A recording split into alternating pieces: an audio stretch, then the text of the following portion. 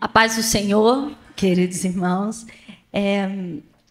Quando pensamos em algumas mães da Bíblia, nós poderíamos, na verdade, fazer uma grande lista, não é verdade? Enumerá-las aqui e talvez até dividir por algumas categorias. E se calhar começaríamos, talvez, das mais lembradas, das mais faladas, e podíamos até passar por aquelas que são menos citadas. Talvez nós começássemos até pelas aquelas que eram conhecidas como as mulheres estéreis da Bíblia.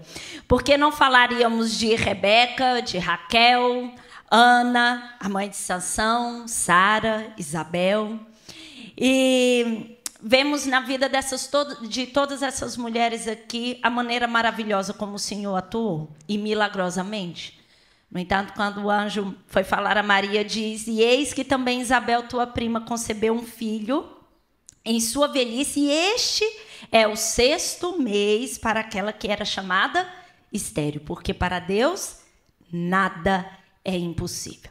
Mas também poderíamos falar de outras mulheres, por que não falar de Maria, de Joquebede, Eva, Noemi, e até mesmo de Rispa, aquela mãe tão protetora, não é? Que guardou os corpos dos seus filhos, protegeu para que as aves dos céus e nem os animais do campo pudessem tocar nos corpos dos seus filhos. E não porque também dizer da mãe de Rufo, não é? Que Paulo se dirige como uma mãe que foi também como uma mãe para ele. E terminar talvez com Eunice, a mãe de Timóteo.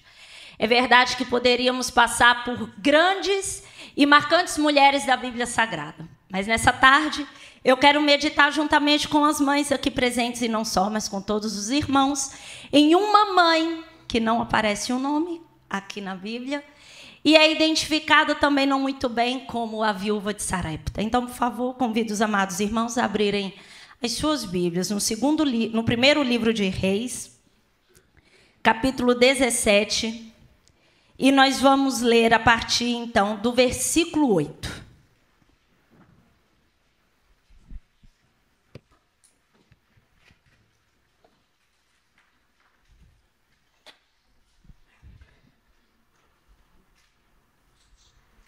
Primeiro livro dos Reis, capítulo 17, a partir, então, do versículo 8.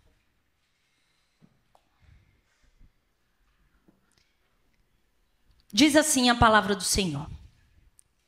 Então veio a ele a palavra do Senhor, dizendo: levanta-te e vai a Sarepta, que é Sidom, e habita ali. Eis que eu ordenei ali uma mulher viúva que te sustente. Então ele se levantou e foi a Sarepta, e chegando à porta da cidade, eis que estava ali uma mulher viúva apanhando lenha. E ela a chamou e lhe disse: traz-me, peço-te, num vaso um pouco de água que beba. E indo ela a buscá-la, ele a chamou e lhe disse: traz-me agora também um bocado de pão na tua mão. Porém ela disse: vive o Senhor teu Deus, que nem um bolo tenho, senão somente um punhado de farinha numa panela e um pouco de azeite numa botija. E vês aqui, apanhei 2 cavacos e vou prepará-lo para mim e para o meu filho, para que o comamos e morramos. Elias lhe disse: não temas, vai, faze conforme a tua palavra, porém faze disso primeiro para mim um bolo pequeno e traz-mo para fora, depois fará para ti e para teu filho.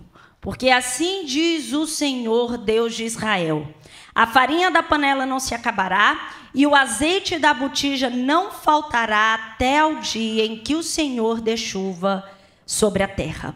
E foi ela e fez conforme a palavra de Elias, e assim comeu ela e ele e a sua casa muitos dias.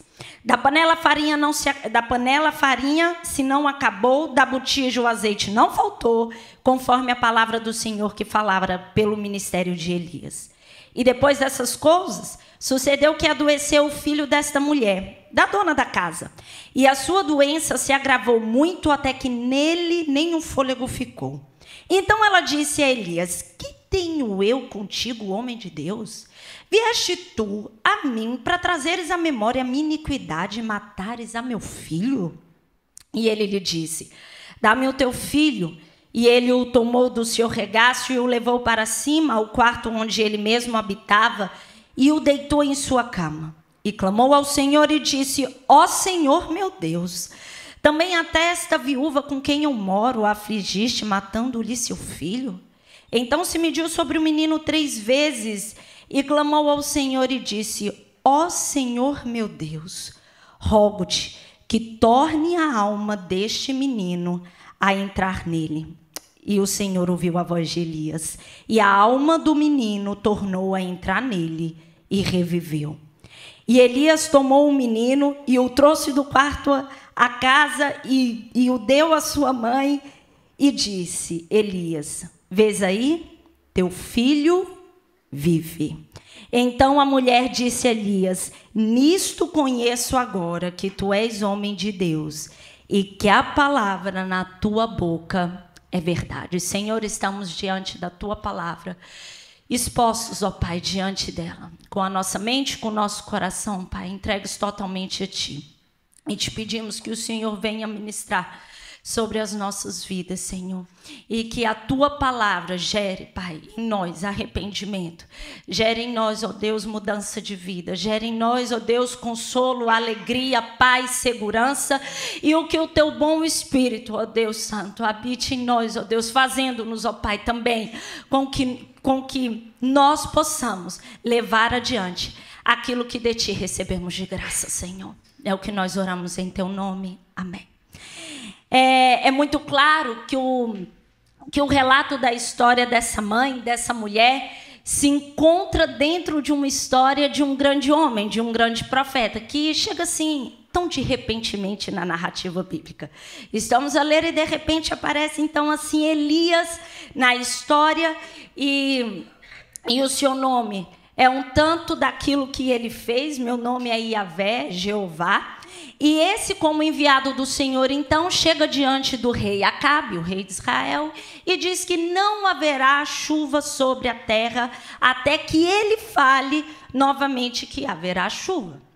E tudo isso acontece porque Acabe levou aquele povo, juntamente com a sua mulher Jezabel, a não reconhecer mais o Senhor como Senhor, mas sim a Baal, os Balaíns. Então eles estavam prestando culto não a Deus, o Senhor, Jeová e Yahvé, mas aos Balaíns. Por quê? Porque eles acreditavam que eram eles, esses deuses, então, responsáveis pela vida, pela fertilidade, pela chuva, pela tempestade. Ou seja, era esse Deus, Baal, que supriria todas as necessidades de agora em diante daquele povo.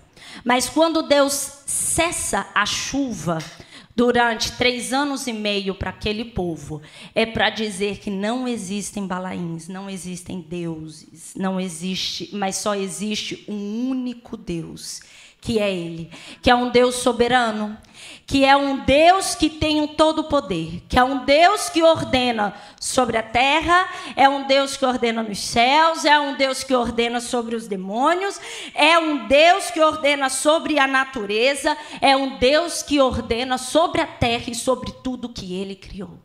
E aquele povo precisava entender, ou entender não, porque já sabiam, mas se calhar serem lembrados e voltar de novo à adoração somente a esse Deus. Nem o mais aparente sábio homem pode se dizer um Deus enquanto só existe um Deus, e esse Deus é o nosso Senhor. Então a palavra de Elias foi àquele povo como uma palavra mesmo de disciplina, de correção. E disciplina é uma palavra muito familiar no vocabulário de uma mãe, não é verdade? Mas a verdade também é que muitas vezes estamos diante de Deus não para aplicar disciplina, mas para sermos disciplinadas. Porque Deus corrige aquele quem Ele ama.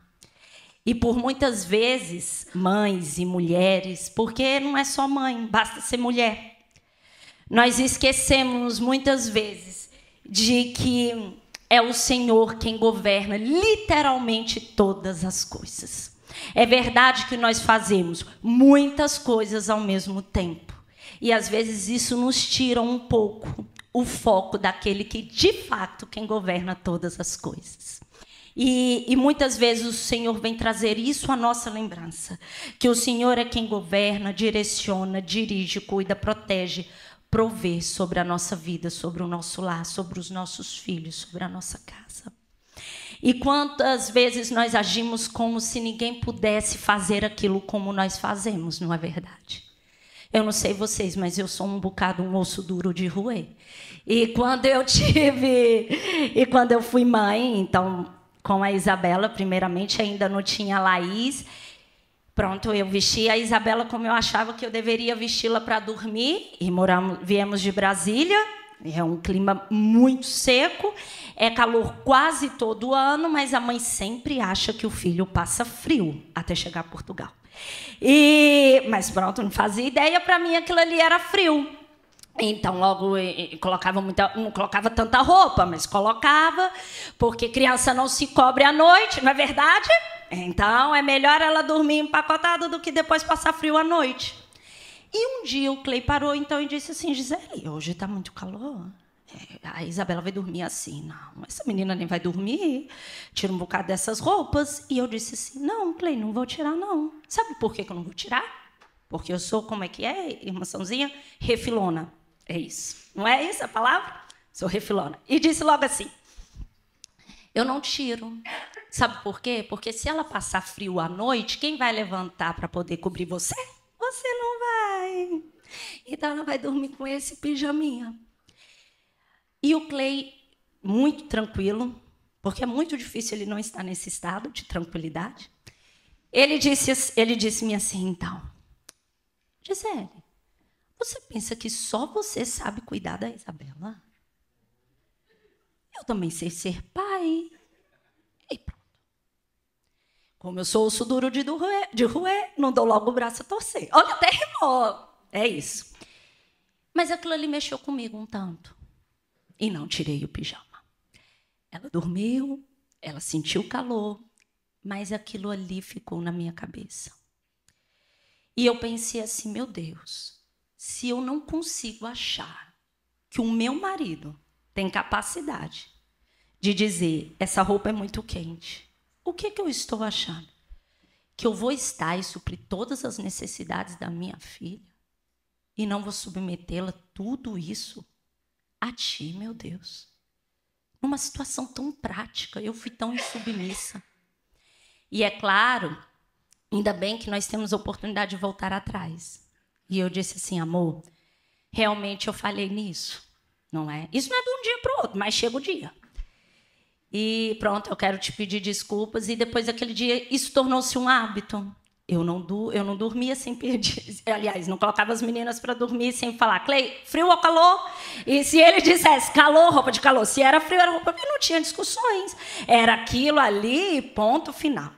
A verdade, meus irmãos, é que depois daquele dia, todos os dias, o Clay acorda pela madrugada para ver se as meninas estão cobertas ou não. Isso é uma forma muito simples e muito prática para entender que Deus faz melhor do que nós fazemos. Porque se nós, que somos assim tão limitados, fazemos coisas boas nos nossos filhos, que dirá o nosso Deus? E o que Deus queria lembrar a esse povo de Israel, que Ele reina e Ele faz todas as coisas como lhe apraz. Se nós pararmos para pensar nisso, nós vamos entender que as mãos do Senhor vai aonde nós não podemos ir. Porque chega uma altura que os nossos filhos já não estão mais assim, tão pertinhos, não é verdade? Porque eles vão, como diz o quiser. E eles vão mesmo. Mas o Senhor está ali. Nós não estamos, mas as mãos do Senhor estão. E é engraçado porque às vezes estão ainda nas nossas mãos e nós não podemos fazer nada. Laís ainda estava ali muito constipada, fez uma medicação para expectoração, era uma bebê, não conseguia expectorar, tinha para ir uns 7 meses. E ela foi mamar, acabou por se engasgou-se, não é? E eu sozinha em casa, só com a Isabela, e ela ficou roxinha, foi ficando roxa. E a mãe logo vai começar a tentar tirar aquilo, não é? Foi o que eu fiz, mas não saía. Tudo, eu abri a porta lá da sala, desci as escadas, fui para o quintal e disse assim: Senhor, o teu sangue há poder. E a única coisa que eu te peço é que o Senhor dê vida à minha filha. E o arzinho dela foi voltando, ela conseguiu expectorar aquilo ali como se fosse mesmo a vomitar. São esses sustos que vêm à nossa vida. Percebem esses sustos? É para dizer há um Deus soberano a reinar. E esse Deus é o nosso Deus.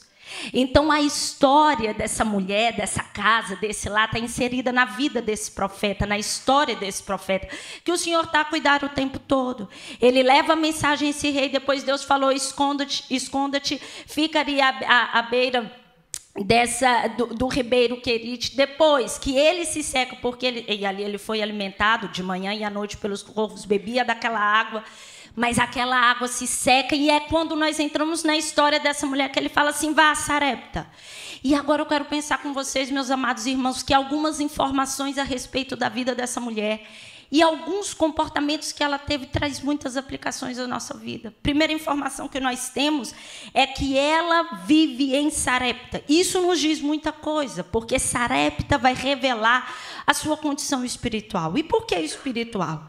Porque Sarepta era uma cidade sidônia e era um território conhecido por todos, onde Baal era senhor. E não o Senhor Jeová era senhor ali. Ainda mais, era controlado pelo sogro de Acabe, pai de Jezabel. Agora, imagine, meus irmãos. Então, Deus leva Elias para estar no território inimigo. Porque aquela mulher ali era uma mulher gentia. Era uma mulher que não esperava qualquer coisa e não servia a esse Deus Senhor. Mas ela entendia que o Senhor no território dela era Baal. Era dele que vinha toda a providência que ela necessitaria. Mas Deus leva Elias até ali, não só para suprir as suas necessidades e sustentá-lo, como ele prometeu. Ele leva Elias até a casa daquela mulher, para também se revelar àquela mãe. O Senhor foi ao nosso encontro. Graças a Deus por isso. A nossa condição espiritual não era assim, não era tão diferente nem tão distante como essa. Todos nós que estamos aqui, estávamos separados e destituídos da glória de Deus. A nossa terra era uma terra sem perspectiva, entregue aos nossos próprios prazeres, aos deuses que eram constituídos na nossa vida por conta dos nossos pecados. Mas um dia Deus se revelou a nós. E o que era para nós a morte como condenação, como Paulo escreve a Romanos 6:23, porque o salário do pecado é a morte, mas o dom gratuito de Deus é a vida eterna por Cristo Jesus, nosso Senhor. Ele deu-nos vida. E o lar daquela mulher que estava fadada à morte, há agora a revelação de um Deus vivo e de um único Deus, que é o Senhor. E o que acontece? Aquela mulher acolhe. Aquela mulher escuta. Aquela mulher, ela vê essa revelação que está a ser dada para ela. Posteriormente, Jesus, e nós encontramos isso no Evangelho, segundo escreveu Lucas, que ele faz menção dessa mulher, ele fala assim, não teria outras viúvas israelitas, mas não, ele foi à casa de uma viúva gentia, para dizer justamente da fé e da maneira como ela acolhia a mensagem, não só para dizer, essa mensagem aqui transcende Israel, é para todo aquele que nele crê. Portanto, minhas irmãs, a mensagem de salvação não se restringe a uma terra, a uma etnia. A mensagem de salvação é para todo o pecador. E essa mensagem alcançou também essa mulher. Depois nós vamos ver a continuação da descrição dessa mulher, que diz que vai de Sarepta, que é Sidom, e habita ali. E eis que ordenei ali uma mulher viúva que te sustente. Engraçado, vou para a terra de quem eu estou a dizer que não é Deus.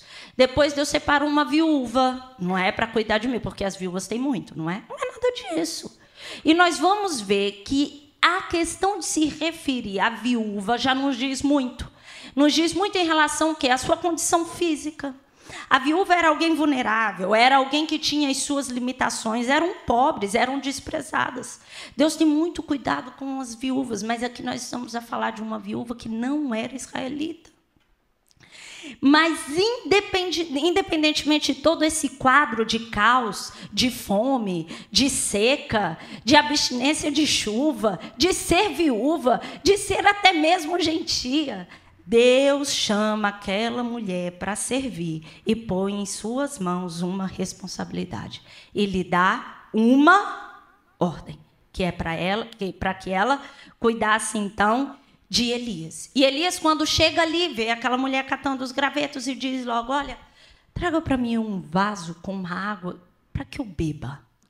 E ela prontamente levantou-se, não, porque ela, imagina que ela já estava ali de pé, que ela estava a caminho, não é? E foi buscar a água. Mas acontece que quando ela ia buscar a água, ele falou assim: traz um bocado de pão também. E nessa hora ela parou. Por que ela para? Porque a água, por mais que fosse uma situação difícil, ainda era um costume muito forte no Oriente, pelo menos você oferecer água àqueles viajantes. Mas agora, você me pediu um bocado de pão? Não, agora eu vou ter que te falar. E eu vou te falar com toda sinceridade, dizia aquela mulher. É como se ela estivesse assim, estou a parafrasear. Olha, você me pedir água, tudo bem. Agora me pedir comida, pão. Não percebes? Olha a situação que está. Não há chuva. Se não há chuva, não tem nada. Não há comida. Eu vim aqui só apanhar esses gravetos, porque o que eu tenho em casa, você não faz ideia, não forma ideia. É algo muito pouco. Eu tenho um bocadinho assim de farinha, um pouco de azeite numa botija, e a minha intenção mesmo era preparar agora essa refeição, e é a última refeição para que meu filho e eu comamos e morramos. E eu sou tão sincera que eu estou falando isso e juro pelo teu Deus que isso é verdade. E Elias escuta tudo aquilo. E nessa hora a gente tem que parar, meus irmãos. Sabe por quê? Porque ele escuta tudo isso dessa viúva. Mas antes dele escutar dessa viúva, ele escutou algo do Senhor. Ele escutou que era para ele ir à casa dessa viúva, que ali ele sustentaria. Elias, quando vai proferir essas palavras, ele poderia muito bem ter passado no coração dele o quê? Estou feito ao bife. A mulher não tem nada, o que vai ser da minha vida? Ele não parou para aquilo. Ele lembrou-se da promessa que o Senhor havia feito para ele. E a promessa do Senhor é que Deus cuidaria e sustentaria a sua vida. E ele disse assim: mulher, não tenha medo. Não temas. Agora, por que aquela mulher não tinha que ter medo? Porque ia vir uma mensagem para ela. O que ele estava dizendo assim: eu vou te falar algo e você vai fazer. E você não precisa ter medo para fazer isso. Simplesmente faça. E ele diz assim: o plano está perfeito. É isso aí. Vai lá, vai preparar um bolinho. Mas eu te digo algo. Primeiro traga para mim. E depois come você e teu filho. E aí então ele vai dizer, por ordem do Senhor, é claro. Porque assim diz o Senhor, o Deus de Israel. Elias aqui é muito categórico, porque ele está mostrando que não é Baal. É o Deus de Israel. Porque assim diz o Senhor, o Deus de Israel.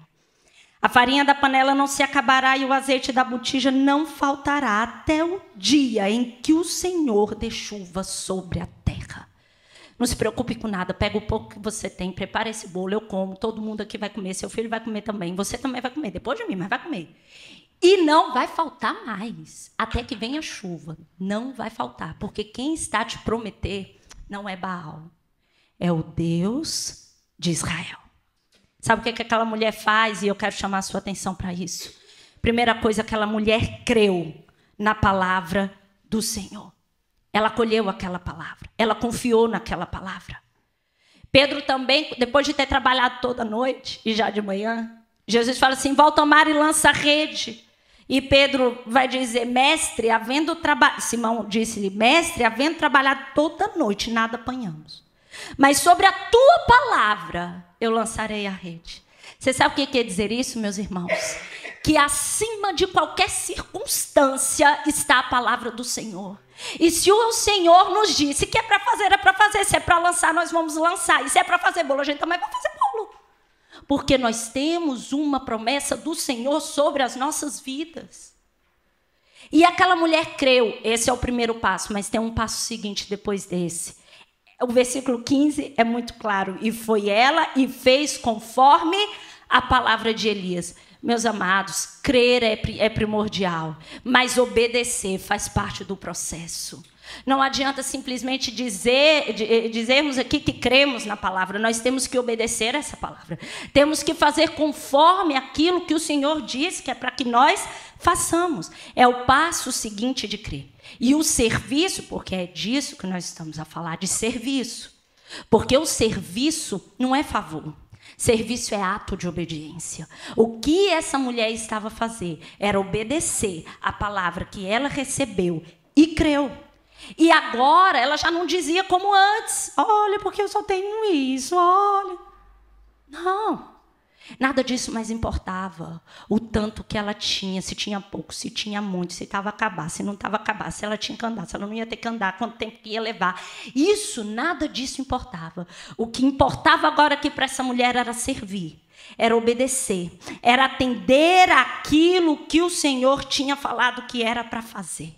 Foi a mesma coisa que Pedro entendeu. Não importava mais nada se trabalhou a noite toda, se tinha já lavado as redes. Se Jesus falou que era para lançar a rede, ele ia lançar a rede.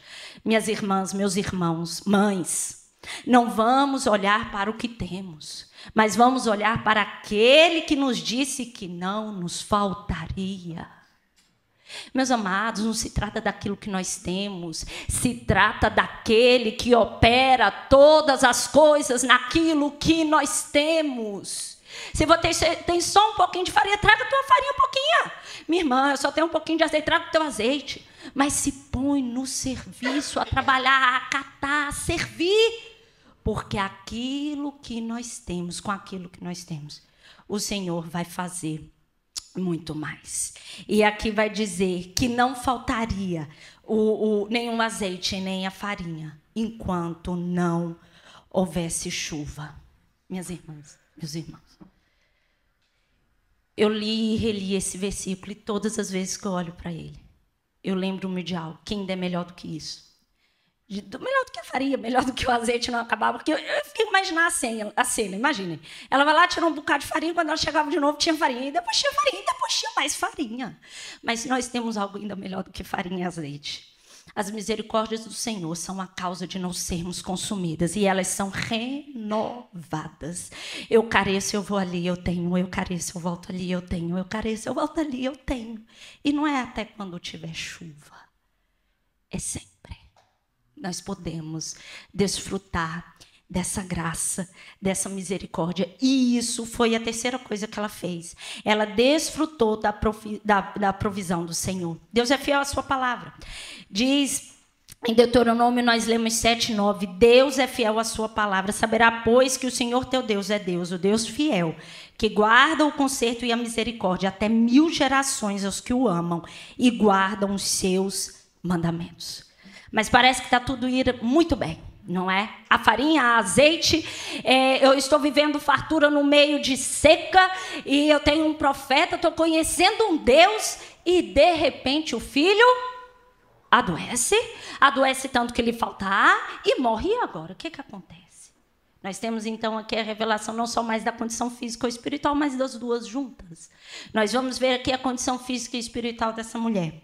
Por quê? Porque naquela altura as doenças assim eram consideradas realmente uma visitação divina. Era como se Deus tivesse chamando a atenção de algum pecado, de alguma coisa que tivesse feito. E aqui não é essa a intenção, e não tem nada a ver com isso. Mas aquela mulher entende que aquilo ali era punição. E olha para as suas iniquidades, e olha para os seus erros. E diz assim, agora o meu filho morre, então, por conta dos meus pecados, das minhas iniquidades. Isso não é muito semelhante a alguma coisa? Mas com muito mais profundidade e exatidão, realmente, porque, pronto, ele não levou o pecado da mãe, não foi por isso que ele morreu. Mas Jesus, sim. Foi o Filho enviado de Deus, o único Filho, para poder morrer em favor dos nossos pecados, para levar sobre ele todas as nossas transgressões. Mas ele não ficou morto, ele ressuscitou e vivo está. Não era o caso desse filho, mas nós tivemos o sacrifício perfeito. E é por isso que nós estamos aqui nessa tarde. Sabe o que aquela mulher faz? Entrega o filho, então ela diz assim, então, e agora? E ele fala, dá-me teu filho. Ele pega o filho, então, dos braços daquela mãe, leva para o seu quarto onde ele estava hospedado. E Elias só tinha uma solução. Orar. Nós lemos aqui que ele se deita sobre o menino 3 vezes, mas não é porque ele acreditava que ele podia transferir vida para o menino, não é nada disso. Porque o que nós lemos é que ele clamou ao Senhor, dizendo assim, Senhor, devolve a vida a esse menino. E nós lemos que o Senhor ouviu o clamor de Elias. O que Elias fez foi se identificar com a necessidade daquela mulher. Isso é um exemplo para nós. Nós temos que ter empatia pelas necessidades do nosso próximo, dos nossos irmãos, e interceder pelas causas de cada um deles, crendo na intervenção do Senhor conforme a sua vontade. Mas isso ele fez. E nós temos o resultado. O menino voltou a viver. É o primeiro registro, então, da primeira ressurreição que nós temos no Antigo Testamento. O resultado do milagre é ainda melhor do que todo o milagre, vamos dizer assim. Se é que podemos dizer que há algo melhor nessa história toda. Mas aquela mulher faz uma confissão pública de fé. Ela diz que realmente não poderia haver outro Deus. É interessante que aquela mulher assistiu um Deus em território inimigo agir. Dar o sustento, mesmo sem chuva, e levar vida para um filho morto. Aonde o território pertencia a Baal, o Senhor agiu milagrosamente e poderosamente. Porque sim, Ele é Senhor. Meus irmãos, lições, aplicações teríamos muitas. Mas quero chamar pelo menos atenção em 3 e já termino aqui. É verdade que Israel dependia das chuvas sazonais para que suas plantações produzissem. Mas estavam à espera que quem fizesse? Baal, que Baal os suprisse. Enquanto só o Senhor poderia fazer. Nós também dependemos, meus amados irmãos, de muitas coisas.